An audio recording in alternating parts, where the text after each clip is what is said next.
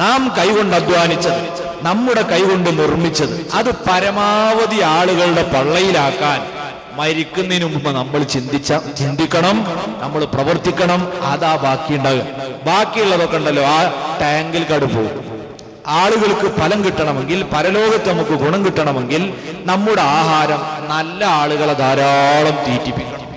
അത് വലിയൊരു പുണ്യകർമ്മമാണ്. നമ്മുടെ വീട്ടിലേക്ക് ക്ഷണിച്ച് ആളുകൾക്ക് ഭക്ഷണം കൊടുക്കുക എന്നത് വലിയ പ്രതിഫലമുള്ള സംഗതിയാണ്. അല്ലാഹുവിന്റെ റസൂൽ പറഞ്ഞു, ഇദാ ദഖലൽ ലൈഫു ബൈതൻ ദഖല മഅഹു അൽഫു റഹ്മാ. ഒരതിഥി നമ്മുടെ വീട്ടിലേക്ക് കയറി വന്നാൽ അവന്റെ കൂടെ 1000 റഹ്മത്താണ് വരുന്നത്. സുബ്ഹാനല്ലാഹ്. അപ്പോഴാണ് നമ്മളെ അടുക്കളുടെ ഭാഗത്തുള്ള മാവിന്റെ മുകളിൽ നിന്ന് ഒരു കാക്ക എറിഞ്ഞ ആട്ടിയ കദീസായിനെ പിന്നാലെ വെളിച്ചു പെരുത്ത. ആകെ നായി ഐഡിയ അവിടെ ഇട്ടത്. പെണ്ണുങ്ങൾ പറയും, കാക്ക കുറിയ വിരുന്നുകാർ വരുമോ, അത് അന്ധവിശ്വാസമാണ്. വേറെ ചിലരോ അടുപ്പിൽ ഇങ്ങനെ വിറക് കത്തിച്ച് ഊതുകയാണ്. ചിലപ്പോ എത്ര ഊതിയാലും കത്തൂല, ചകിരി വെച്ചല്ലേ, കുറെ ഊതുമ്പോ ഒന്ന് ഇളിച്ചാട്ടും. പിന്നെ 2 ഇതായിട്ട് വെച്ചു കൊടുക്കാണ് ഓലക്കൊടി. അപ്പാണെങ്കിലോ ഉള്ളത് ഒന്നായിട്ടാണ് കത്തിപ്പാളും. അപ്പൊ പാത്തുമ്മ പറയും, കുത്തി കെടുക്കുവാളെ, അല്ലേ തന്നെ ഇവിടെ വെറും കോലില്ലാത്ത വിരുന്നുകാര് വരും. ഇവിടെ എങ്ങനെ തീ ആളിക്കത്തിയ വിരുന്നുകാര് വരും. അത് വേറൊരു അന്ധവിശ്വാസം. പക്ഷേ വിരുന്നുകാര് വരരുത് എന്ന മനസ്സോ അത് ദുഷിച്ച മനസ്സാണ്. പരമാവധി വരട്ടെ, വിരുന്നുകാര് വരട്ടെ. ലാ ഖൈറ ഫീമൻ ലാ യുളീഫ്. വിരുന്നൂട്ടാൻ താല്പര്യമില്ലാത്തവനിൽ ഒരു നന്മയുമില്ലെന്ന് നബിയുനാ റസൂലുള്ളാഹി സ്വല്ലല്ലാഹു അലൈഹി വസല്ലം പഠിപ്പിച്ചു. ഇബ്രാഹിം നബിന്റെ കുടുംബത്തിൽ നിന്ന് വലിയൊരു പാഠം, അനിത്തബി മില്ലത്ത ഇബ്രാഹിം ഹനീഫ. ഇബ്രാഹിം നബി അലൈഹി സ്വലാമിന്റെ ചര്യ നിങ്ങൾ പിന്തുടരണമെന്ന് ഖുർആൻ നമ്മളോട് വ്യക്തമായി പഠിപ്പിച്ചതാണ്. ആ കുടുംബത്തിന്റെ വലിയൊരു സ്വഭാവമാണ് ആളുകൾക്ക് ആഹാരം കൊടുക്കുക. മഹാനായ യാക്കൂബ് നബി അലൈഹി സ്വലാത്തു വസ്സലാം തന്നെ യൂസുഫ് നബി ജനിച്ചതിന്റെ പേരിൽ 1000 ആടുകളെ അറുത്ത് ഭക്ഷണം കൊടുത്തിട്ടുണ്ട്. അതാണ് ആ കുടുംബത്തിന്റെ സ്വഭാവം. ആതിഥേയത്വം വഹിക്കുമ്പോൾ വളരെ നല്ല ആതിഥേയരായി നമ്മൾ പെരുമാറണം. അതാണ് യൂസുഫ് നബി പറഞ്ഞത്, ഞാൻ ഏറ്റവും നല്ല ആതിഥേയനാണ്. എങ്ങനെയാണ് ആതിഥേയത്വം വഹിക്കേണ്ടത്? വിശാലമായി പറയേണ്ട വിഷയങ്ങളാണ്, ഞാൻ വിശദീകരിക്കുന്നില്ല. അള്ളാഹിന്റെ റസൂൽ സ്വല്ലല്ലാഹു അലൈഹി വസല്ലം അതിന് ഒരുപാട് മര്യാദ പഠിപ്പിച്ചു. അതിഥിയായി പോകുന്നവർക്കും സൽക്കാരം നടത്തുന്നവർക്കും കുറെ മര്യാദയുണ്ട്. അതിഥിയായി പോകുന്നവനെ വിളിക്കപ്പെട്ടാൽ ക്ഷണിച്ച സമയത്ത് മാത്രമേ അവിടെ എത്താവൂ. നമ്മളോട് പറയുന്നു, നിങ്ങൾ ഉച്ചക്ക് ചോറ് തിന്നാൻ നമ്മളെ പൊരക്കെത്തണം. അങ്ങനെ ഒരാൾ ക്ഷണിച്ചത്, എന്നാൽ ആ ഉച്ചക്കേ നമ്മൾ അവിടെ പോകാവൂ.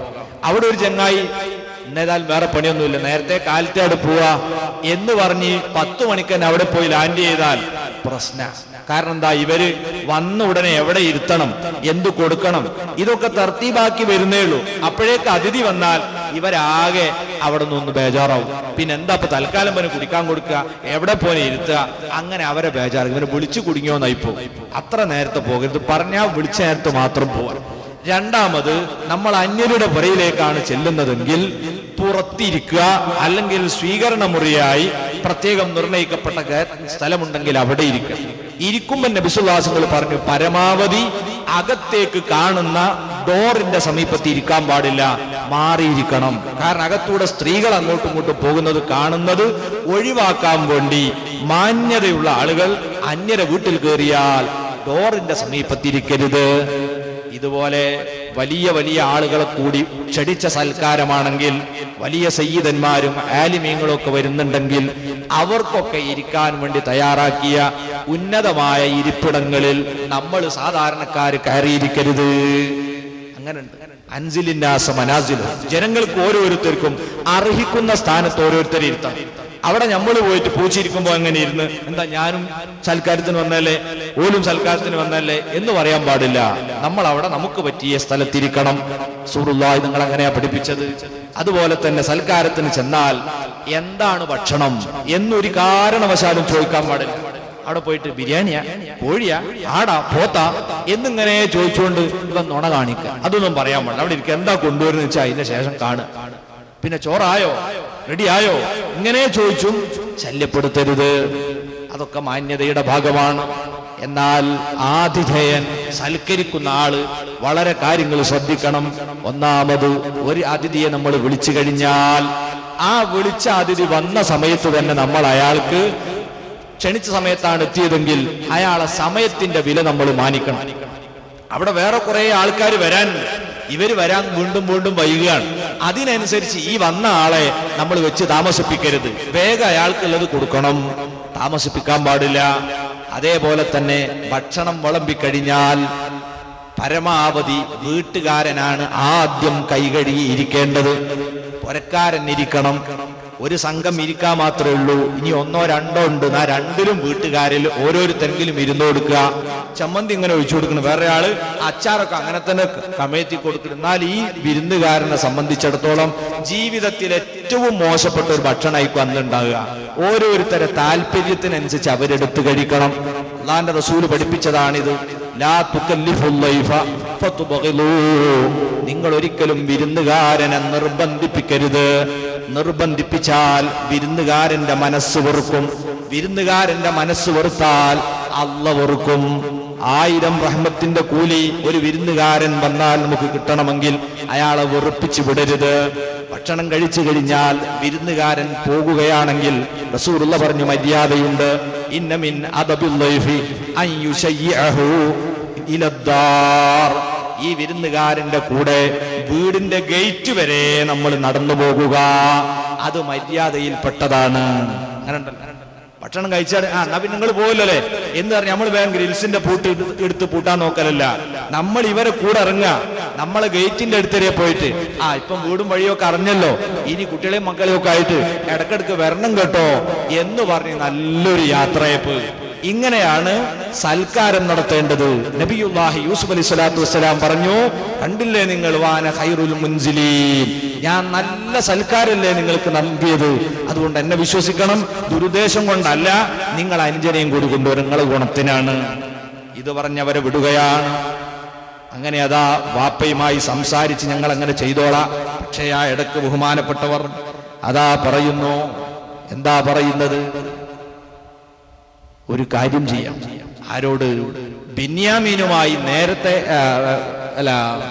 ഈ തന്റെ കൂട്ടുകാരുമായി നേരത്തെ അദ്ദേഹം ഒരു പദ്ധതി ഏർപ്പാട് ചെയ്തു. ബിന്യാമീനെ ഇങ്ങോട്ട് തിരിച്ചെത്തിക്കാൻ വേണ്ടിയുള്ള ഒരു തന്ത്രം. ആ തന്ത്രത്തിന്റെ ഭാഗമായി പറഞ്ഞു, നിങ്ങള് ഇവര് അരിക്ക് വേണ്ടി തന്ന വിലയായ സാധനം ഉണ്ടല്ലോ, ആ വില, അവരുടെ കാശ് അവരെ അരിസഞ്ചിയിൽ തന്നെ അവരറിയാതെ നിങ്ങൾ വെക്കണം. എന്തിനു വേണ്ടി? നാട്ടിലെത്തിയാൽ നമ്മളോട് ഇത്രയും വിഭവങ്ങൾ തന്നു, സൽക്കരിച്ചു, ഇതൊക്കെ ചെയ്തിട്ടും നമ്മൾ കൊടുത്ത സംഖ്യ ഇങ്ങോട്ട് തിരിച്ചു തരികയാണല്ലോ ചെയ്തത് എന്ന് മനസ്സിലാക്കി വീണ്ടും ബിന്യാമീനെയും കൂട്ടി തിരിച്ചെത്താൻ വേണ്ടി ബഹുമാനപ്പെട്ടവരെടുത്തൊരു തന്ത്രം കൂടിയാണ്.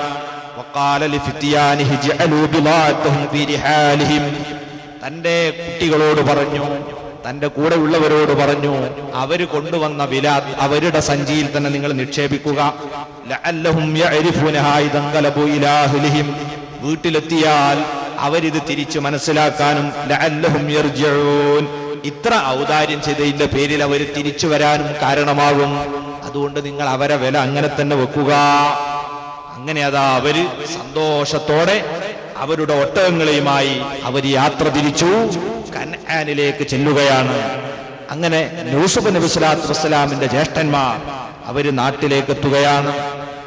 നാട്ടിലേക്കെത്തിയപ്പോൾ പിതാവിനോട് സംഗതികളൊക്കെ പറഞ്ഞു. ഇതാ നമുക്ക് നന്നായി സൽക്കാരം കിട്ടുകയും എല്ലാ സൗകര്യങ്ങളും തരികയും ചെയ്തു. ഇനി അദ്ദേഹം ഞങ്ങൾ തിരിച്ചു പോരുമ്പോ ഒന്ന് പറഞ്ഞിട്ടുണ്ട്, വാപ്പാ, ബിന്യാമീനെ കൂടെ തിരിച്ച് ഞങ്ങൾ രണ്ടാമത് പോകുമ്പോൾ കൊണ്ടു ചെല്ലണമെന്ന് രാജാവ് പറഞ്ഞിട്ടുണ്ട്. അതാണ് അല്ലാഹു തുടർന്ന് പറയുന്നത്, ഫലമ്മാ റജഉ ഇലാ അബീഹിം ഖാലു യാ അബാന മുനിഅ മിന്നൽ കൈലു ഫാർസിൽ മഅനാ അഖാനാ നക്തൽ വ ഇന്നാ ലഹു ലഹഫിളൂൻ. രാജാവ് ഒരു കാര്യം പറഞ്ഞിട്ടുണ്ട്, ഇനി ഞങ്ങൾക്ക് അരി കിട്ടണമെങ്കിൽ നമ്മുടെ അനുജനായ പ്രിയപ്പെട്ട ബിന്യാമീനെയും കൂടെ കൊണ്ടു ചെല്ലണമെന്ന് പറഞ്ഞിട്ടുണ്ട്. അതുകൊണ്ട് നിങ്ങൾ സമ്മതിക്കണം, ബിന്യാമീനെ സൂക്ഷിക്കുന്ന കാര്യം ഞങ്ങൾ ഏറ്റു. കാക്കമാര് പറഞ്ഞു. ഉടനെ തന്നെ വാപ്പ ചോദിച്ചു, ഖാല ഹൽ ആമനുക്കും അലൈഹി ഇല്ലാ കമാ മിൻതുക്കും അലാ അഖീഹി മിൻ ഖബൽ. നിങ്ങൾ ഇങ്ങനെ പറയുന്നു, ഓനെ സൂക്ഷിക്കും, ഞങ്ങൾ നോക്കും. ഞാൻ എങ്ങനെ അത് വിശ്വസിക്കും? ഇതിന്റെ മുമ്പ് അവന്റെ ജ്യേഷ്ഠനെ നിങ്ങൾ തിരിച്ചെത്തിക്കുമെന്നും നിങ്ങൾ സംരക്ഷിക്കുമെന്നും പറഞ്ഞ് കൊണ്ടുപോയതല്ലേ. അതുകൊണ്ട് ഞാൻ എങ്ങനെ നിങ്ങളുടെ ഈ വാക്ക് വിശ്വസിക്കും? ഫല്ലാഹു ഖൈറുൻ ഹാഫിളാ. അതുകൊണ്ട് നിങ്ങൾ ഓനെ സംരക്ഷിക്കുമെന്ന് പറഞ്ഞതൊന്നും ഞാൻ വിശ്വസിക്കുന്നില്ല. അള്ളയാണ് ഏറ്റവും നല്ല സംരക്ഷകൻ. വഹുവ അർഹമുർ റാഹിമീൻ. അവൻ കരുണ ചെയ്യുന്നവരിൽ വെച്ച് ഏറ്റവും കരുണ ചെയ്യുന്നവനുമാണ് എന്ന് മറുപടി കൊടുക്കുകയും ചെയ്തു. തൽക്കാലം ഇത്രയും പറഞ്ഞുകൊണ്ട് വലമ്മാ ഫതഹു മതാഅഹും, പിന്നെ എല്ലാവരും കൂടി കിട്ടിയ സാധനങ്ങളൊക്കെ ഒന്ന് കാണാൻ വേണ്ടി സഞ്ചി തുറന്നു നോക്കുക. സഞ്ചി തുറന്നു നോക്കുമ്പോഴാ വജദൂ ബിളാഅത്തുഹും റുദ്ദത്ത് ഇലൈഹിം, അവർ അരിക്ക് വേണ്ടി കൊടുത്ത വില അവരെ സഞ്ചിയിൽ തന്നെ കാണുന്നു. ഇത് കണ്ടതോടെ അതാ ഇക്കാക്കമാര് വാപ്പയോട് പറയുന്നു, ഖാലു യാ അബാന മാ നബഗി, ഓ ഞങ്ങളെ പ്രിയപ്പെട്ട വാപ്പാ, ഇനി നമ്മൾ ഇതിന്റെ അപ്പുറത്ത് എന്ത് തെളിവാണ് അന്വേഷിക്കേണ്ടത്? അദ്ദേഹം എത്ര വിശ്വസ്തനാണ്, ഇനി വേറെ തെളിവ് വേണോ? കണ്ടില്ലേ, എടുക്കാൻ മാത്രം വിഭവങ്ങൾ തന്നു, അതിന്റെ പുറമെ കൊടുത്ത വിലയും തിരിച്ചു തന്നു. ഇദ്ദേഹത്തിന്റെ സമീപത്തേക്ക് നമ്മൾ അനുജനെ കൊണ്ടുപോയാൽ ഒന്നും വരാനില്ല വാപ്പ, അതുകൊണ്ട് പേടിക്കണ്ട, ഞങ്ങളേറ്റു. എന്നിട്ട് അവർ പറയുകയാണ്, വനമീറു അഹ്ലനാ വനഹ്ഫദു അഖാനാ, നമ്മളെ കുടുംബത്തിന് ആവശ്യമായ സാധനങ്ങളൊക്കെ ഞങ്ങൾ ചുമന്നു കൊണ്ടുവരും, ഞങ്ങളെ സഹോദരനെ ഞങ്ങൾ സംരക്ഷിക്കും. വനസ്ദാദു കൈല ബഈർ, അനുജം പോന്നാ നഷ്ടൊന്നും ഏതായാലും വരാനില്ലല്ലോ, ഒരൊട്ടകത്തിന് ചുമക്കാനുള്ള വിഭവം കൂടി കൂടുതൽ കിട്ടുമല്ലോ. ദാലിക കൈലുൻ യസീർ, ഇതൊക്കെ ആ വലിയ രാജാവിനെ സംബന്ധിച്ചിടത്തോളം വളരെ നിസ്സാരവുമാണ്. അതുകൊണ്ട് ഒന്നുകൊണ്ടും പേടിക്കണ്ട, ഞങ്ങൾ ഏറ്റു വാപ്പാ എന്ന് പറഞ്ഞ് നന്നായി വാപ്പന്റെ മുമ്പിൽ 10 മക്കളും അവതരിപ്പിച്ചു കൊടുത്തു. നിങ്ങൾ വിടി, കാരണം നമ്മൾ വല്ലാത്ത ദാരിദ്ര്യത്തിലല്ലേ ഉള്ളത്, വലിയ കുടുംബല്ലേ നമ്മള്. ഇപ്പതാ 40 കൊല്ലം കഴിഞ്ഞു, ഓരോരുത്തർക്കും മക്കളായി, ഒരുപാട് കുട്ടികളായി. അങ്ങനെ 100 കണക്കിന് അംഗങ്ങളുള്ള വലിയ കുടുംബത്തിന് ഇതൊന്നും മതിയാവൂല. അതുകൊണ്ട് അരി കിട്ടണം, വിഭവം കിട്ടണം, അനുജനെ കൂടി പറഞ്ഞയച്ചില്ലെങ്കിൽ റേഷൻ മുടങ്ങിപ്പോകും എന്ന് കരഞ്ഞുകൊണ്ട് അവതരിപ്പിച്ചു. ആ സമയത്ത് അവസാനം നിവൃത്തിയില്ലാതെ വാപ്പ സമ്മതിക്കുകയാണ്. സമ്മതം കൊടുത്തുകൊണ്ട് ബഹുമാനപ്പെട്ട യാക്കൂബ് നബി അലൈഹി സ്വലാത്തു വസ്സലാം പറഞ്ഞു, ഏതായാലും ഞാൻ നിങ്ങളെ കൂടെ പറഞ്ഞേക്കുന്നു, അതിന് പക്ഷേ വെറുതെ ഞാൻ അങ്ങ് പറഞ്ഞേക്കൂല.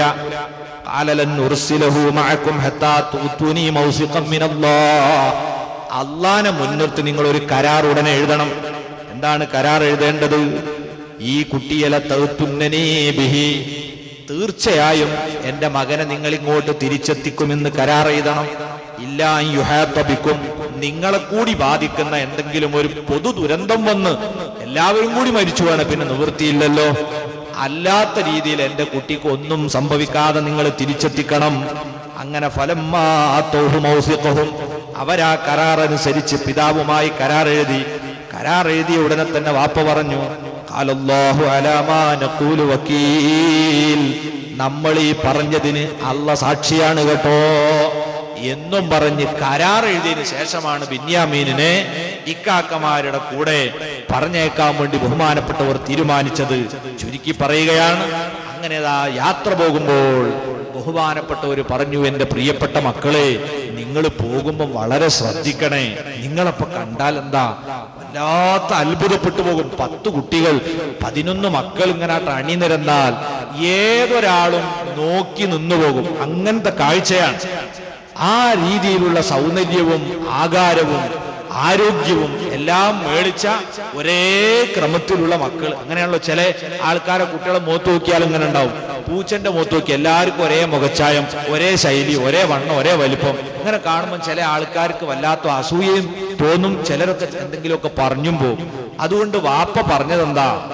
ഖാല യാ ബനിയ്യ ലാ തദ്ഖുലൂ മിൻ ബാബിൻ വാഹിദ്, എന്റെ കുട്ടികളെ, നിങ്ങൾ ഈജിപ്തിലേക്ക് കടക്കുമ്പോഴും കൊട്ടാരത്തിലേക്ക് പ്രവേശിക്കുമ്പോഴും നിങ്ങളൊന്നും എല്ലാവരും കൂടി ഒരു ഡോറിലൂടെ ഒന്നിച്ച് കടക്കരുതേ.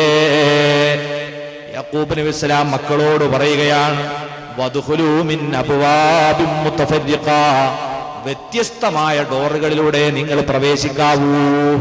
കാരണം എന്താ? ഏതെങ്കിലും കരിനാക്കുള്ളവൻ, ഏതെങ്കിലും കണ്ണുള്ളവൻ ചിലപ്പോ അങ്ങ് പറഞ്ഞു 18-ാം വട്ട തെങ്ങുമേൽ തേങ്ങ ഉണ്ടായ മാതിരി എന്നൊക്കെ പറഞ്ഞാല് ചിലപ്പാട് വീണു. അങ്ങനെയുള്ള ഈ കണ്ണ് എന്ന് പറഞ്ഞ് വല്ലാത്തൊരു സംഗതിയാണ്. കണ്ണിന്റെ നോട്ടം അത് അല്ലാഹു വളരെ നിഗൂഢമായി നിശ്ചയിച്ച ചില പ്രതിഫലനങ്ങൾ ആ കണ്ണിന്റെ നോട്ടത്തിനുണ്ട്. അതുകൊണ്ട് തന്നെ നബി സല്ലല്ലാഹു അലൈഹി വസല്ലം പഠിപ്പിച്ചു, അൽ ഐനു ഹഖ്ഖുൻ, കണ്ണേറ് എന്ന് പറഞ്ഞത് അന്ധവിശ്വാസമല്ലാതെ സമ്പൂർണവും സത്യമാണ്. ഏറ്റവും വലിയ സത്യസന്ധനായ ഹബീബ് മുഹമ്മദുർ റസൂലുള്ളാഹി സ്വല്ലല്ലാഹു അലൈഹി വസല്ലം പറയുകയാണ്, കണ്ണേറ് പറ്റുക എന്നത് അത് അന്ധവിശ്വാസമല്ല കേട്ടോ, അത് യാഥാർത്ഥ്യമാണ്. വലൗ കാന ശൈഉൻ സാബഖൽ ഖദ്റ, അല്ലാഹുവിന്റെ ഖദ്റിനെ മുൻകടക്കുന്ന വല്ലതും ഉണ്ടെങ്കിൽ ലസബഖത്തുൽ ഐൻ, കണ്ണാണ് അതിനെ മുൻകടക്കുക എന്ന് പറഞ്ഞാൽ കണ്ണേറ് അത്രയും മാരകമാണ്. അതുകൊണ്ട് ഫൈദസ്തുസിൽതും ഫഅ്തസിലൂ, കണ്ണേറ് പറ്റിയാൽ ഒരു ചികിത്സ നിർദ്ദേശിച്ചിട്ടുണ്ട് നബി സല്ലല്ലാഹു അലൈഹി വസല്ലം. അതെന്താണ്? ആരുടെ കണ്ണാണോ പറ്റിയത് ആ മനുഷ്യനെ കൊണ്ട് വൊളു ചെയ്യിപ്പിക്കണം. ആ വൊളു ചെയ്യുന്ന വെള്ളം ഒരു പാത്രത്തിൽ ശേഖരിക്കണം. അദ്ദേഹത്തിന്റെ വസ്ത്രങ്ങളുടെ തലയൊക്കെ കഴുകണം, അതും ഈ പാത്രത്തിലേക്ക് ശേഖരിക്കണം. ആ പാത്രത്തിലെ വെള്ളം കൊണ്ട് കണ്ണു പറ്റപ്പെട്ട അയാള് കുളിക്കണം.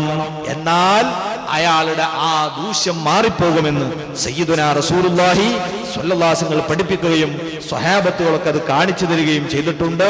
അതാണ് ആ രോഗത്തിനുള്ള ചികിത്സ. അങ്ങനെ കണ്ണുപറ്റിയ ഒരാളോട് ആരെങ്കിലും നീ ഒന്ന് ഒലുടുത്ത് അല്ലെങ്കിൽ നിന്റെ വസ്ത്രങ്ങളൊക്കെ കഴുകി ആ വെള്ളം തരണം എന്ന് പറഞ്ഞാൽ ഞാൻ തരൂല എന്ന് നിങ്ങൾ പറയരുത്, നിങ്ങളത് ചെയ്തു കൊടുക്കണമെന്ന് സയ്യിദുനാ റസൂലുള്ളാഹി സ്വല്ലല്ലാഹു അലൈഹി വസല്ലം പറയുന്നു. യാക്കൂബ് നബി അലൈഹിസ്സലാം ഉൾപ്പെടെയുള്ള സർവ്വ പ്രവാചകന്മാരും സുന്നികളായിരുന്നു. അതുകൊണ്ട് ഇവരൊക്കെ ഇത് വിശ്വസിക്കുന്നു. ഇതൊന്നും അന്ധവിശ്വാസമല്ല. മഹാനായ ഇമാം നബവി റളിയല്ലാഹു അൻഹു അവിടുത്തെ ശറഹ് മുസ്ലിമിൽ ഈ ഹദീസ് വിശദീകരിച്ചു എന്ന് രേഖപ്പെടുത്തിയത് കാണാം. മുസ്ലിം സമുദായത്തിലുള്ള ഒരു ബിദ്ഈ കക്ഷികൾ മുൻപ് കാലത്ത് ഇതിനെ എതിർത്തിട്ടുണ്ട്. അതേ വിദ്യത്തിന്റെ പിന്മുറക്കാർ ഇന്നും കണ്ണേറ് അതൊക്കെ അന്ധവിശ്വാസമാണ്, തങ്ങൾക്ക് വിവരമില്ലാത്തതൊക്കെ അന്ധവിശ്വാസം എന്ന് പറയുന്ന ചില ആളുകളുണ്ട്. ഇത് യാഥാർത്ഥ്യമാണ്. യാക്കൂബ് നബി സ്വല്ലല്ലാഹു അലൈഹി വസല്ലം അങ്ങനെ വിശ്വസിച്ചു എന്നാണ് യഥാർത്ഥത്തിൽ അല്ലാഹു തന്നെ നമ്മളെ പരിചയപ്പെടുത്തുന്നത്. അതുകൊണ്ട് മക്കളോട് പറഞ്ഞു, ഒരു ഡോറിലൂടെ നിങ്ങൾ കടക്കരുത്. വമാ ഉഗ്നിയൻകും മിനല്ലാഹി മിൻ ശൈഅ, അല്ലാഹു ഇനി നിങ്ങൾ എങ്ങനെ കടന്നാലും എന്തെങ്കിലും ചെയ്യാൻ തീരുമാനിച്ചിട്ടുണ്ടെങ്കിൽ എനിക്കത് തടുക്കാൻ കഴിയില്ല. ഇനിൽ ഹുക്മു ഇല്ലാ ലില്ലാഹി അലൈഹി തവക്കൽതു വഅലൈഹി ഫല്യതവക്കലിൽ മുതവക്കിലൂൻ. തീരുമാനങ്ങളൊക്കെ എടുക്കുന്നവൻ അള്ളയാണ്, നമ്മൾ പരമാവധി സൂക്ഷിക്കുക. അതുകൊണ്ട് നിങ്ങൾ ഒന്നിച്ച് കടക്കണ്ട, അതോടൊപ്പം നിങ്ങൾ അള്ളാന്റെ മേൽ തവക്കുലാക്കുകയും ചെയ്യുക. രണ്ടും നോക്കണം. തവക്കുലും വേണം, നമ്മൾ ചെയ്യേണ്ടതൊക്കെ ചെയ്യും വേണം. അതാണല്ലോ തവക്കുല്. നമ്മൾ അള്ളാഹു നമുക്ക് ഭക്ഷണം തരുന്നവൻ, അല്ല നമുക്ക് തരും എന്നിട്ട് പണിക്ക് പോകാതിരിക്കാൻ പാടുണ്ടോ? ഇല്ല, നമ്മൾ പണിക്കും പോകണം, അള്ളാഹു തരുമെന്ന് വിശ്വസിക്കുകയും ചെയ്യണം. പണിക്ക് പോകുമ്പോൾ മുതലാളി നമുക്ക് ജോലി തരണമെന്ന് തോന്നിപ്പിച്ചു കൊടുക്കണമെങ്കിൽ അള്ള തോന്നിപ്പിച്ചു കൊടുക്കണം. ശമ്പളം അയാൾ പിടിച്ച് ചിലപ്പോൾ തരാതിരിക്കും, അത് തരണം എന്ന് അയാൾക്ക് തോന്നിപ്പിച്ചു കൊടുക്കേണ്ടത് പടച്ചോനാണ്. അപ്പൊ എല്ലാം നമ്മൾ ചെയ്യേണ്ട ഭൗതികമായതൊക്കെ ചെയ്തുകൊണ്ട് അള്ളാഹുവിൽ ഏൽപ്പിക്കണം. അങ്ങനെ അതാ ബഹുമാനപ്പെട്ടവർ നിർദ്ദേശിച്ചതുപോലെ വലമ്മാ ദഖലൂ മിൻ ഹൈസു അമറഹും അബൂഹും മാ കാന യുഅനിയൻഹും മിനല്ലാഹി മിൻ ശൈഇൻ ഇല്ലാ ഹജതൻ ഫീ നഫ്സി യഖൂബ ഖല്ലാഹാ വഇന്നഹു ലദു ഇൽമിൻ ലിമാ അല്ലംനാഹു വലാകിന്ന അക്സറൻ നാസി ലാ യഅലമൂൻ. വാപ്പയെ അനുസരിച്ചുകൊണ്ട് മക്കൾ വാപ്പ പറഞ്ഞതുപോലെ ഓരോ സ്ഥലത്തും വിവിധ ഡോറുകളിലൂടെ ഒന്നിച്ച് കടക്കാതെ വളരെ സൂക്ഷിച്ചാണ് മക്കൾ കടന്നത്. അവർക്കൊന്നും സംഭവിച്ചില്ല. യാക്കൂബ് നബി ഇസ്ലാമിന്റെ മനസ്സിൽ അദ്ദേഹം ഉദ്ദേശിച്ചതുപോലെ സംഗതി നടന്നു. അഥവാ ആർക്കും കണ്ണുപറ്റിയില്ല.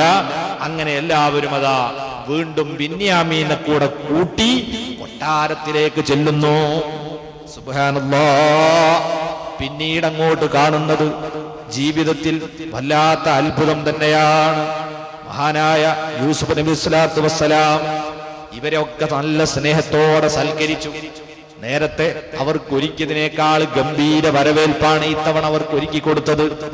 അങ്ങനെ അതാ ബഹുമാനപ്പെട്ടവർ സദ്യ തയ്യാറാക്കി ഇത്തവണ പറഞ്ഞു, നിങ്ങളൊരു കാര്യം ചെയ്യണം, ഭക്ഷണം ഓരോ മേശപ്പുറത്ത് ഈ 2 പേർക്കാണ് വെച്ചത്. അപ്പൊ മൂത്ത ജ്യേഷ്ഠനും തൊട്ടടുത്ത അനുജനും ഇവിടെ ഇരുന്ന് ഭക്ഷണം കഴിക്കും.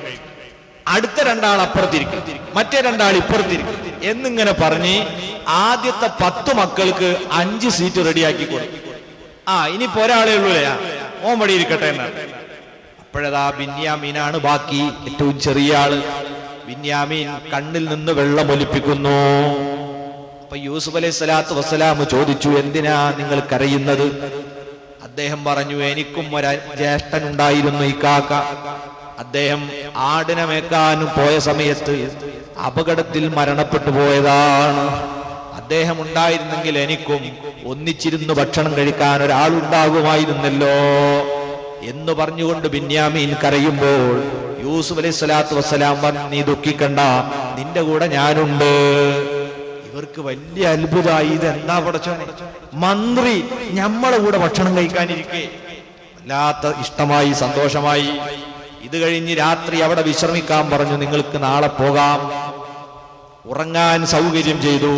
യൂസുഫ് അലൈഹി സ്വലാം ഇതേ രീതിയിൽ വളരെ തന്ത്രപൂർവം 2 പേർക്ക് ഒരു റൂം, ഈ രീതിയിലാണ് സൗകര്യം ആവിഷ്കരിച്ചത്. മൂത്ത ജ്യേഷ്ഠൻ യഹൂദയും തൊട്ടടുത്ത അനുജനും ഒരു റൂമിൽ. ഇങ്ങനെ 5 റൂമുകളിലായി 10 കുട്ടികളെയും ഇക്കാക്കമാരെയും താമസിപ്പിച്ചു. അവസാനം ബിന്യാമീന്റെ കൂടെ താമസിക്കാൻ ആളില്ല. ബിന്യാമീൻ അപ്പോഴും കരയുകയാണ്, എനിക്കൊരു യൂസുഫ് ഉണ്ടായിരുന്നു, അവൻ ഉണ്ടായിരുന്നെങ്കിൽ ഞങ്ങൾക്ക് ഒന്നിച്ചുറങ്ങാമായിരുന്നല്ലോ. യൂസുഫ് അലൈഹി സ്വലാത്തു വസ്സലാം പറഞ്ഞു, സാരല്ല മോനെ, നീ ഇങ്ങോട്ട് വാ എന്ന് പറഞ്ഞ് ഒരു റൂമിലേക്ക് കൂട്ടിക്കൊണ്ടുപോകുകയാണ്. അത് മന്ത്രിയാകുന്ന യൂസുഫ് അലൈഹി സ്വലാത്തു വസ്സലാമിന്റെ റൂമാണ്. അങ്ങനെ സ്വന്തം അനുജനെ ആ അനുജൻ വിവരമറിയാത്ത രീതിയിൽ തന്റെ റൂമിലേക്ക് ഉറങ്ങാൻ കൂട്ടിക്കൊണ്ടുപോയി വളരെ സ്നേഹത്തോടെ ചോദിക്കുകയാണ്, മസ്മുഖ്, മോനെ നിന്റെ പേരെന്താണ്?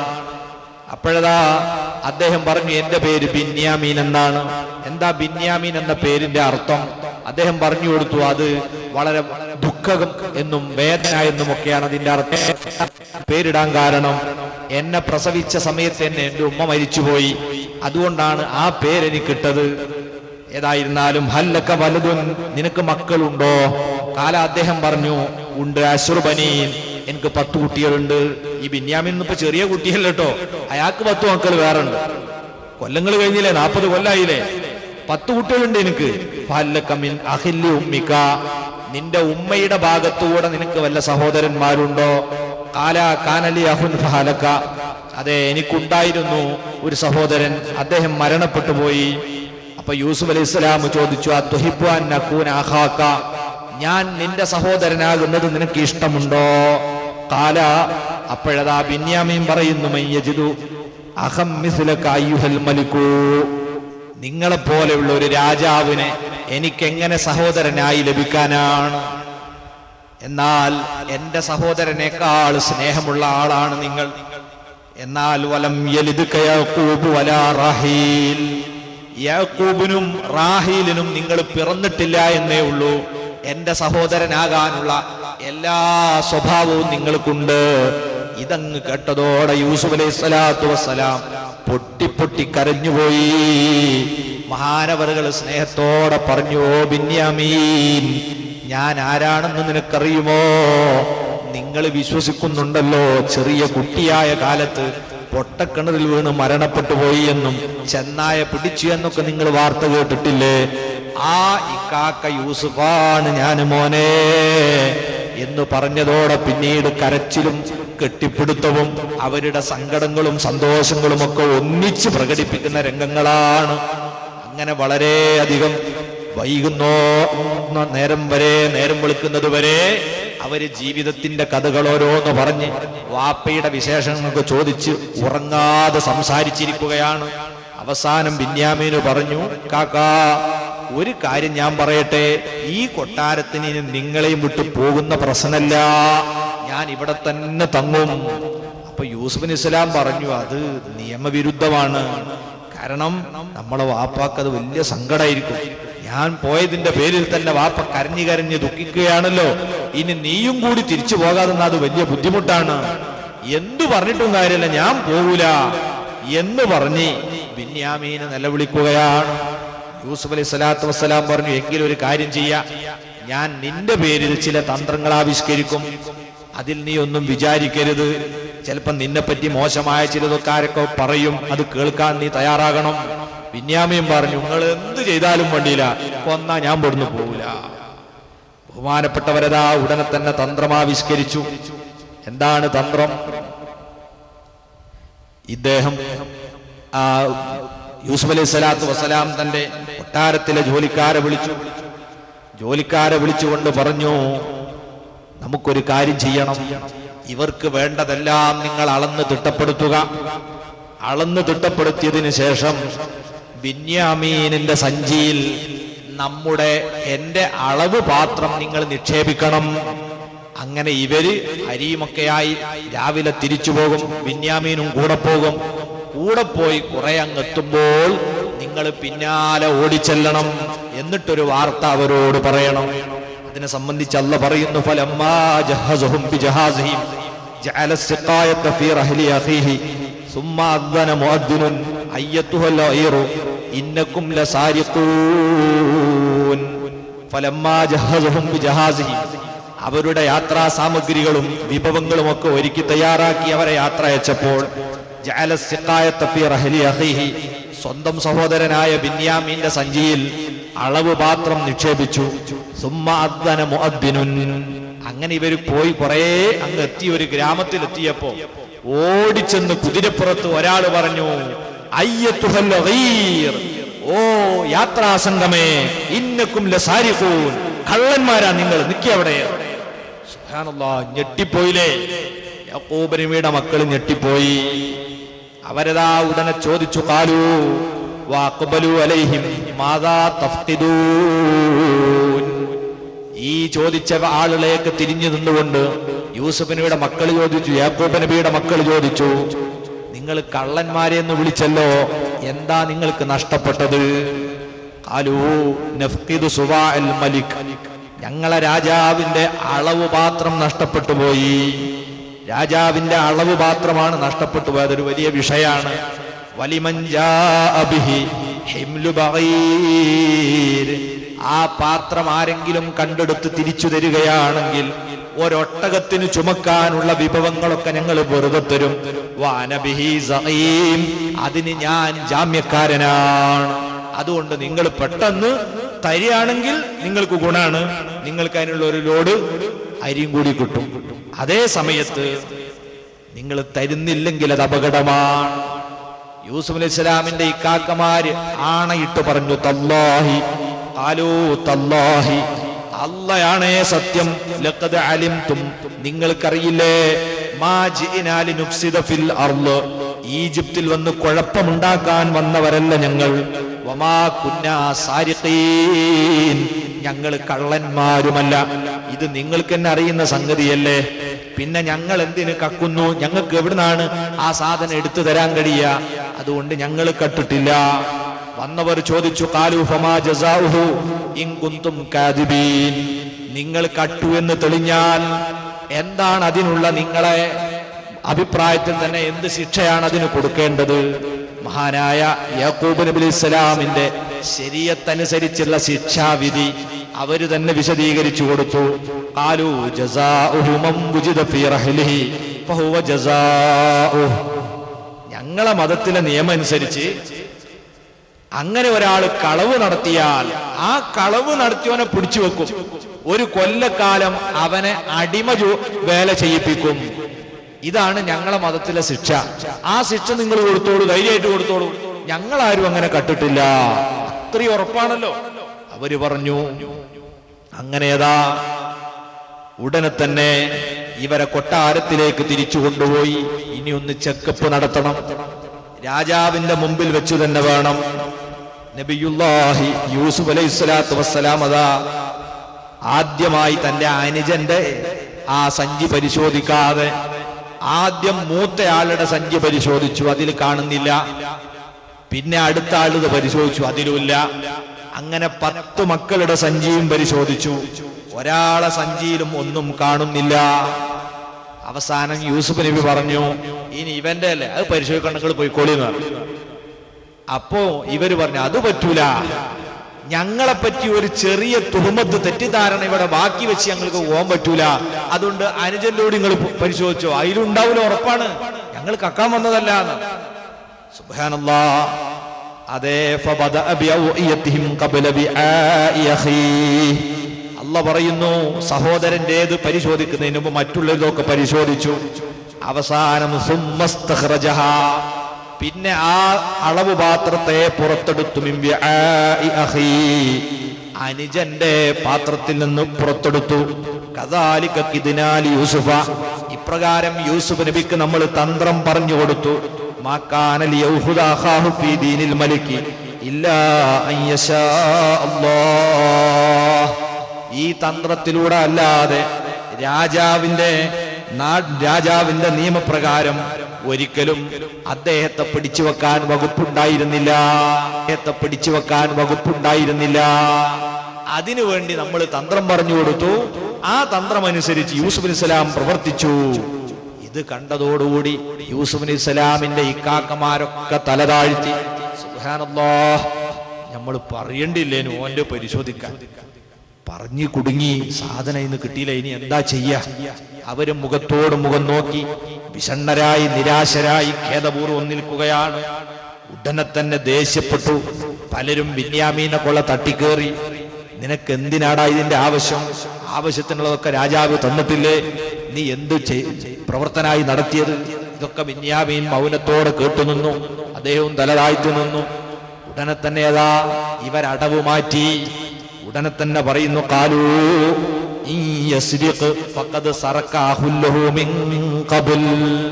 രാജാവെ, നിങ്ങളൊന്ന് മനസ്സിലാക്കണം, ഞങ്ങൾ ഇതുവരെ പറഞ്ഞത് നിങ്ങളൊന്ന് ശ്രദ്ധിക്കണം.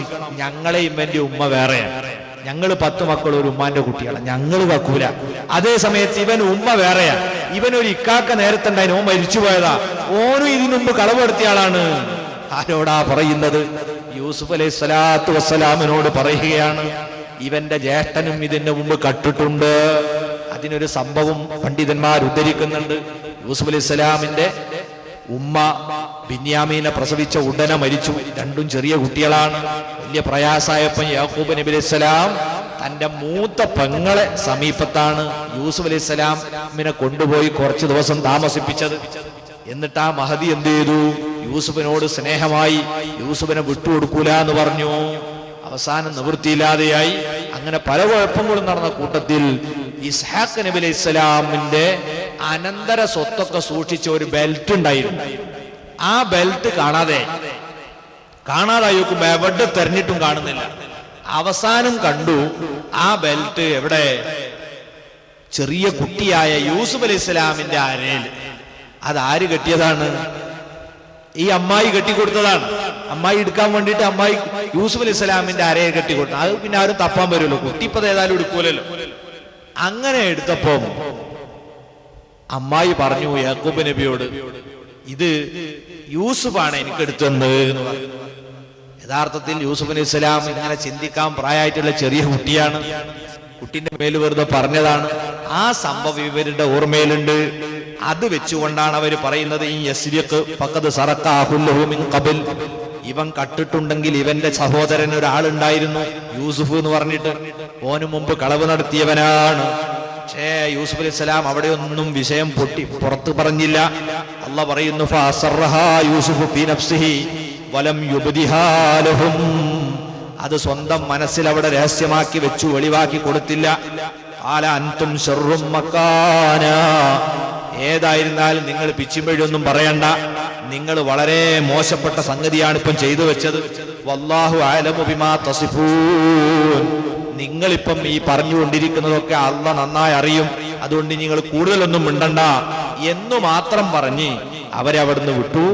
എന്നിട്ടതാ ഇദ്ദേഹം പറഞ്ഞു, ഇനി ഏതായാലും വേറെ പ്രശ്നമൊന്നുമില്ല, ആരെ സമീപത്ത് നിന്നാണോ ഈ പാത്രം കിട്ടിയത് അയാളെ ഞങ്ങൾ ഇവിടെ പിടിച്ചു വെക്കുക തന്നെ ചെയ്യും. അത് നിങ്ങൾ തന്നെ പറഞ്ഞിട്ടുള്ള വിധിയാണ്, ആ വിധി ഇനി നടപ്പാക്കാതിരിക്കാൻ നിവൃത്തിയില്ല എന്ന് പറഞ്ഞപ്പോൾ കാക്കമാര് പറയുന്നു, ഖാലു യാ അയ്യുഹൽ അസീസു ഇന്ന ലഹു അബൻ ശൈഖൻ കബീറാ, ഓ മന്ത്രി, ഇദ്ദേഹത്തിന് പ്രായം ചെന്നൊരു വാപ്പയുണ്ട്, വല്ലാതെ വയസ്സായിട്ടുണ്ട്. ആ വയസ്സായ വാപ്പ അദ്ദേഹത്തിന്റെ ജ്യേഷ്ഠൻ മരണപ്പെട്ടതിന് ശേഷം ഇവനെ കൊണ്ടാണ് അല്പമെങ്കിലും സമാധാനിക്കുന്നത്. അതുകൊണ്ട് നിങ്ങളൊരു കാര്യം ചെയ്യണം, ഫഖുദ് അഹദന മക്കാന, ഇവനെ നിങ്ങൾ അങ്ങ് പറഞ്ഞയച്ചിട്ട് ഞങ്ങൾ ഏതെങ്കിലും ഒരാളെ വേണ്ടത് ആരാ നിങ്ങൾ ഇവിടെ പിടിച്ചു വെച്ചോ, അറസ്റ്റ് ചെയ്തോ, അങ്ങ് ഒരു ബുദ്ധിമുട്ടും പ്രയാസമില്ല. നിങ്ങൾ ഒരിക്കലും ഞങ്ങളെ ഈ അനുജനെ പിടിച്ചു വെച്ച് ഞങ്ങളെ വാപ്പനെ വേദനിപ്പിക്കരുത്. ഇന്നാ നറാക മിനൽ മുഹ്സിനീൻ, നിങ്ങൾ നന്നായി നന്മ ചെയ്യുന്ന ആളായിട്ട് നിങ്ങളെ ഞങ്ങൾ ഇവിടെ വെച്ച് കണ്ടല്ലോ. ആ സ്ഥിതിക്ക് ഇനി ഒരിക്കലും നിങ്ങൾ ഞങ്ങളെ വേദനിപ്പിക്കരുത്, ഞങ്ങളെ വാപ്പനെ പ്രയാസപ്പെടുത്തരുത് എന്ന് പറഞ്ഞപ്പം യൂസുഫ് അലൈഹിസ്സലാം പറഞ്ഞു, അല്ലാഹുവിൽ അഭയം, അന്നഖുദ ഇല്ലാ മൻ വജദ്നാ മതാഅനാ ഇൻദഹു ഇന്നാ ഇദല്ല ളാലിമൂൻ. ഞങ്ങളുടെ അളവ് പാത്രം കിട്ടിയവനെ അല്ലാതെ ഒരു നിരപരാധി അവിടെ ശിക്ഷിക്കുക എന്ന് പറഞ്ഞാൽ അത് ഞങ്ങൾക്ക് പറ്റൂല, ഞങ്ങളപ്പോ അക്രമികളായി പോവില്ലേ. അതുകൊണ്ട് നിങ്ങളൊരു കാര്യം ചെയ്യേ, അദ്ദേഹത്തെ അവിടെ നിർത്തി നിങ്ങൾ വിട്ടോ, വേറൊന്നും പറയാനില്ല. അങ്ങനെ ഫലമ്മസ്തൈഅസൂ മിൻഹു ഖലസൂ നജിയ്യാ, ഫലമ്മസ്തൈഅസൂ മിൻഹു, ബിന്യാമീനെ വിട്ടുകിട്ടുന്ന വിഷയത്തിൽ അവർ നിരാശരായപ്പോൾ ഖലസൂ നജിയ്യാ, അവർ സ്വകാര്യ സംഭാഷണം നടത്തി ഒന്നിങ്ങോട്ട് മാറി നിന്നു. കാക്കമാരെ കൂടി ഒരു ചെറിയ കുറുക്കം മീറ്റിംഗ് അപ്പുറത്തുനിന്ന് കൂടി നമ്മളിപ്പോ എന്താ ചെയ്യാ, നമ്മൾ ഒരിക്കലും വിചാരിച്ചിട്ടില്ലല്ലോ ഇവനിങ്ങനെ കക്കുന്ന, വല്ലാതെ നമ്മളെ നാറ്റിക്കളഞ്ഞു ഇവൻ എന്ന് പറഞ്ഞിങ്ങനെ പറഞ്ഞ കൂട്ടത്തിൽ ആലകബീറുഹും, മൂത്ത ഇക്കാക്ക യഹൂദ പറഞ്ഞു, അലം തഅലമൂ അന്ന അബാക്കും ഖദ അഖദ അലൈക്കും മൗസിഖം മിനല്ലാഹ്, അനുജന്മാരെ നിങ്ങൾക്കറിയില്ലേ അള്ളാനെ മുൻനിർത്തി ബാപ്പ നമ്മളോട് ഒരു കരാർ വാങ്ങിയിട്ടുണ്ട്. അതുകൊണ്ട് അതിന്റെ പുറമെ ഇതിനു മുമ്പ് യൂസുഫിന്റെ പേരിൽ നമ്മൾ വമ്പിച്ച വീഴ്ച വരുത്തിയതുമാണ്. അതുകൊണ്ട് ഞാൻ പറയട്ടെ, ഫലൻ അബ്റഹല്ലല്ലാ, ഞാൻ ഈജിപ്ത് വിടുന്ന പ്രശ്നമില്ല, ഞാൻ വാപ്പന്റെ അടുത്തേക്ക് ഇനി പോരൂല, എനിക്ക് വാപ്പാന്റെ മുമ്പിൽ ചെന്ന് ഈ വിഷയം അവതരിപ്പിക്കാൻ കഴിയില്ല. ഒന്നുകിൽ എന്നെ വാപ്പ സമ്മതിച്ചുകൊണ്ട് വിളിക്കണം, നാലേ പോകൂ, ഔ യഹ്കുമുല്ലാഹു ലി, അല്ലെങ്കിൽ അള്ളാന്റെ വിധി വരണം. വഹുവ ഖൈറുൽ ഹാക്കിമീൻ, ഏറ്റവും നല്ല വിധികർത്താവ് അള്ളയാണ്. അള്ളാന്റെ തീരുമാനമോ വാപ്പന്റെ വിളിയോ ഇല്ലാതെ ഈജിപ്തിൽ നിന്ന് കൻആനിലേക്ക് നിങ്ങളെ കാക്ക വരുന്നില്ല. അതുകൊണ്ട് ഒരു കാര്യം ചെയ്തോളൂ, ഞാനിവിടെ നിൽക്കാം, നിങ്ങളെല്ലാവരും പോവുക. ഇർജിഉ ഇലാ അബീക്കും, വാപ്പാനെക്കൊള്ള നിങ്ങൾ തിരിച്ചു പോകണം.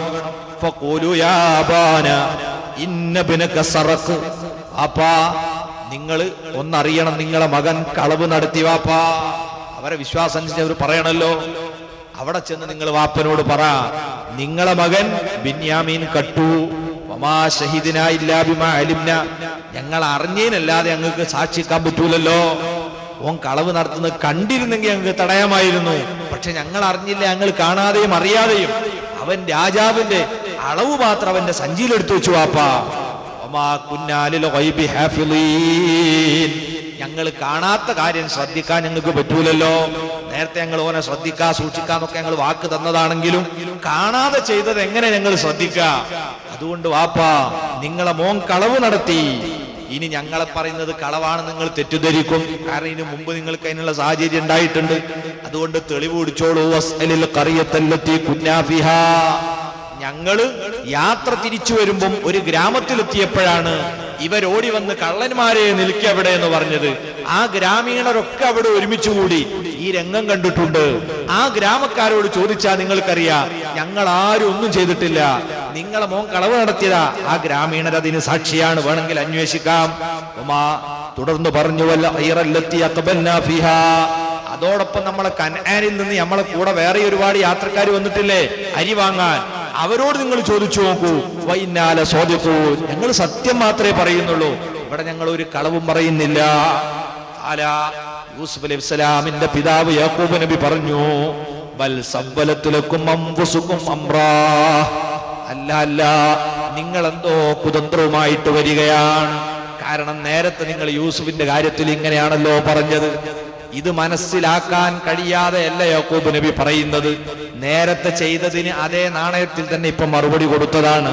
തുടർന്ന് യാക്കൂബ് നബി പറയുന്നുണ്ട്, ഫസബ്റുൻ ജമീൽ, എന്റെ രണ്ടാമത്തെ മോനും നഷ്ടപ്പെട്ട സ്ഥിതിക്ക് ഞാൻ ഇനിയും നല്ല ക്ഷമ അത് സ്വീകരിക്കുകയാണ്. ഇപ്പം ബഹുമാനപ്പെട്ടവർക്ക് യഥാർത്ഥത്തിൽ സന്തോഷമാണ്. കാരണം ഏതൊരു മുസീബത്തും അതിന്റെ പാരമ്യതയിലെത്തിയാൽ ഉടനെ തന്നെ അതിന്റെ ശേഷം അള്ളാഹു എന്തെങ്കിലും ഒരു സന്തോഷം തരുമെന്നുറപ്പാണ്. അതുകൊണ്ട് ബഹുമാനപ്പെട്ടവർ ഉടനെ തന്നെ പറഞ്ഞു, അസല്ലാഹു അൻ യഅ്തിയനീ ബിഹിം ജമീഅ. എന്റെ മകൻ ബിന്യാമീനെയും യഹൂദ വന്നിട്ടില്ല അവനെയും യൂസുഫിനെയും അള്ളാഹു എന്റെ അടുത്തേക്ക് തിരിച്ചെത്തിക്കാനും മതി. ഇന്നഹു ഹുവൽ അലീമുൽ ഹകീം. അവൻ വളരെ തന്ത്രജ്ഞനും എല്ലാം അറിയുന്നവനുമാണ് എന്ന് പറഞ്ഞ് ബഹുമാനപ്പെട്ടവർ സമാധാനിക്കുകയാണ്. ഇനി എന്തായാലും എനിക്ക് ആശ്വസിക്കാനുള്ള വകുപ്പുണ്ട്, ഞാൻ ക്ഷമിക്കുകയാണ്, കാത്തിരിക്കുകയാണ് എന്ന് പറഞ്ഞ് ആ പിതാവ് മക്കളുടെ ഈ വർത്തമാനം കേൾക്കാൻ കാതുകൊടുക്കാൻ കഴിയാതെ തന്റെ മക്കളെ കാണാത്തതിൽ വളരെ മനംനൊന്തുകൊണ്ട്, ഈ മനപ്രയാസം എന്തുകൊണ്ടാണ്? സ്വന്തം കുട്ടികൾ നേരത്തെ മരണപ്പെട്ടു പോയി എന്ന് പറഞ്ഞാൽ നമുക്കൊക്കെ അറിയാലോ, ഒരു 2-3 ദിവസം കൊണ്ട് നമ്മൾ മറക്കും. മരിച്ചുപോയി എന്ന് പറഞ്ഞാൽ നമ്മൾ മറക്കും. കുട്ടിയാണെങ്കിലും വാപ്പയാണെങ്കിലും ഉമ്മയാണെങ്കിലും ഒക്കെ പിന്നെ ആ ഓർമ്മ ഇടക്കിടക്കൊക്കെ ഉണ്ടാവുള്ളൂ, ചെറിയ ഓർമ്മയുണ്ട്. അതിന്റെ പേരിൽ ആരും കരഞ്ഞിരിക്കാറില്ല. അതേ സമയത്ത് നമ്മളെ മകൻ അവിടെ ജയിലിലാണ്, അല്ലെങ്കിൽ അവിടെ അറസ്റ്റ് ചെയ്യപ്പെട്ടിരിക്കുകയാണ്, ജീവിച്ചിരിപ്പുണ്ട്, കാണാൻ കഴിയുന്നില്ല. ഇതറിയുമ്പല്ലേ നമുക്ക് കൂടുതൽ ദുഃഖം ഉണ്ടാകുക. അതാണ് യാക്കൂബ് നബി അറിഞ്ഞതുകൊണ്ടാണ് ദുഃഖിച്ചിരുന്നത്. യാക്കൂബ് നബി ഇവരറിയാഞ്ഞിട്ടല്ല. അതുകൊണ്ടല്ലേ പറഞ്ഞത് അല്ലാഹു തആല അവരെ തിരിച്ചെത്തിക്കും. അങ്ങനെ അതാ ബഹുമാനപ്പെട്ടവർ തവല്ലാൻഹും ഇവരിൽ നിന്ന് മുഖം തിരിച്ചുകൊണ്ട് വഖാല യാ സഫാ അലാ യൂസുഫ്. ഞാൻ എന്റെ സങ്കടമതാ അള്ളാഹുവിലേക്ക് സമർപ്പിക്കുകയാണ് യൂസുഫ് നബിയുടെ വിയോഗത്തിന്റെ പേരിൽ. പിന്നെയും യൂസുഫിനെ പറ്റിയാ പറയുന്നത്. കൊല്ലം 40-ലേറെ കഴിഞ്ഞു. ഇപ്പോഴും വാപ്പ പറയുന്നത് യൂസുഫ് നബി അലൈഹി സ്വലാമിനെ പറ്റിയാണ്. വബിയല്ലത്ത് ഐനാഹു മിനൽ ഹുസ്നി വഹുവ ഖദീം. സങ്കടപ്പെട്ട് കരഞ്ഞു കരഞ്ഞ് യാക്കൂബ് നബി അലൈഹി സ്വലാമിന്റെ കണ്ണിന്റെ ഉണ്ണി അങ്ങ് വെളുത്തുപോയി. ഇപ്പോൾ കറുത്ത ഉണ്ണി കണ്ണിൽ ബാക്കിയില്ല. അത്ര കരഞ്ഞ് കണ്ണീരൊലിച്ചു പോയിട്ടുണ്ട്. അദ്ദേഹമാണെങ്കിലോ ഫഹുവ ഖദീം, ഈ ദുഃഖം കടിച്ചൊതുക്കുകയാണ്. ഇത് കാണുന്നവരോടൊക്കെ വിളിച്ചു പറഞ്ഞ് സങ്കടം പ്രകടിപ്പിക്കുന്നില്ല. അങ്ങനെയാണല്ലോ ക്ഷമ എന്ന് പറഞ്ഞു. എന്ത് മുസീബത്തെത്തിയാലും നിലവിളിച്ചു പറയാ, കാണുന്നവരോടൊക്കെ സങ്കടം പറയാ. ഇത് നല്ല ശീലമല്ല, അത് ക്ഷമയുടെ ഭാഗമല്ല. ക്ഷമിക്കുന്ന ആളുകള് കണ്ണീരൊലിക്കും. അതേ സമയത്ത് അതിങ്ങനെ വിളിച്ചു പറഞ്ഞ് പ്രയാസം പ്രകടിപ്പിക്കുകയില്ല. ബാഹ്യമായി ദുഃഖം പ്രകടിപ്പിക്കാൻ പാടില്ല. അത് മതത്തിന്റെ പൊതു നിയമമാണ്. നബി സല്ലല്ലാഹു അലൈഹി വസല്ലം തങ്ങളതാ തന്റെ പ്രിയപ്പെട്ട കുട്ടി ഇബ്രാഹിം എന്ന കുട്ടി മരണപ്പെട്ടപ്പോൾ റസൂലുള്ളാഹി ആ കുട്ടിയെ കയ്യിലെടുത്തുകൊണ്ട് കണ്ണിൽ നിന്ന് ഇങ്ങനെ കണ്ണീര് ചാലിട്ടൊഴുകുകയാണ്. റസൂലുള്ളാഹി തങ്ങളോട് സ്വഹാബത്ത് ചോദിച്ചു, നബിയേ, നിങ്ങളല്ലേ ഞങ്ങളോട് പറയാറുള്ളത് ഇങ്ങനെ ദുഃഖം പ്രകടിപ്പിക്കരുതെന്ന്, അവിടുന്ന് എന്താ ഇങ്ങനെ കരയുന്നത്? റസൂലുള്ളാഹി തങ്ങൾ പറഞ്ഞു, ഇതിനെപ്പറ്റിയല്ല സ്വഹാബ ഞാൻ പറഞ്ഞത്. ഇത് അള്ളാഹു അവന്റെ അടിമകളെ ഹൃദയത്തിൽ നിക്ഷേപിക്കുന്ന കാരുണ്യത്തിന്റെ നീരുറവയാണ്. ഇങ്ങനെ കണ്ണിൽ നിന്ന് വെള്ളം വരാത്തവന്റെ കൽബിന് കനിവില്ല, കാരുണ്യമില്ല. അതേ സമയത്ത് നമ്മൾ നിരോധിച്ചതേതാ? ആ ദുഃഖത്തിന്റെ പേരിൽ പിച്ചും പിഴയും പറയുന്നതാണ്, എന്തെങ്കിലും വിളിച്ചു പോകുന്നതാണ്, പൊറുതികേട് കാണിക്കുന്നതാണ്. ഇത് കാരുണ്യത്തിന്റെ അടയാളമാണ്. അങ്ങനെ കരഞ്ഞുകൊണ്ടാണ് യാക്കൂബ് അലൈഹി സ്വലാമിന്റെ കണ്ണുകലങ്ങിയത്. ഇത് കണ്ടിട്ട് മക്കൾ പറയാൻ തുടങ്ങി, കാലൂ തല്ലാഹി തഫ്തഉ തദ്കുറു യൂസുഫ. മക്കൾ പറയുന്നു, തല്ലാഹ്, അള്ളയാണ് ആ സത്യം, തഫ്തഉ തദ്കുറു യൂസുഫ, നിങ്ങൾ ഇങ്ങനെ യൂസുഫിനെ ഓർത്ത് ഓർത്ത് ഓർത്ത് ഹത്താ തകൂന ഹറലാ, നിങ്ങളെ ശരീരവും മനസ്സും ഒക്കെ തളർന്നു പോകും ബാപ്പാ. എത്രയോ വർഷം മുമ്പ് മരണപ്പെട്ടു പോയ, ചെന്നായ പിടിച്ചുപോയ ഒരു കുട്ടീനെ ഇനിയും നിങ്ങൾ മനസ്സിൽ ഓർത്തിട്ട് നിങ്ങളെ തടി കേടുവരുത്തേണ്ട വെറുതെ. എന്നിട്ട് പറയാണ് ഔ തകൂന മിനൽ ഹാലിക്കീൻ, അല്ലെങ്കിൽ ഈ ഓർമ്മ നിങ്ങളെ മരണത്തിലേക്ക് നയിച്ചേക്കും. അതുകൊണ്ട് ഇനിയും നിങ്ങൾ വർഷങ്ങൾക്ക് മുമ്പ് മരണപ്പെട്ട ചെന്നായ പിടിച്ചുപോയ ഒരു കുട്ടിയെ ഓർത്ത് ദുഃഖിക്കല്ല വാപ്പാ, നിങ്ങളെ ശരീരത്തിനും മനസ്സിനും കേടാണ്. കുട്ടികളെ ഉപദേശം.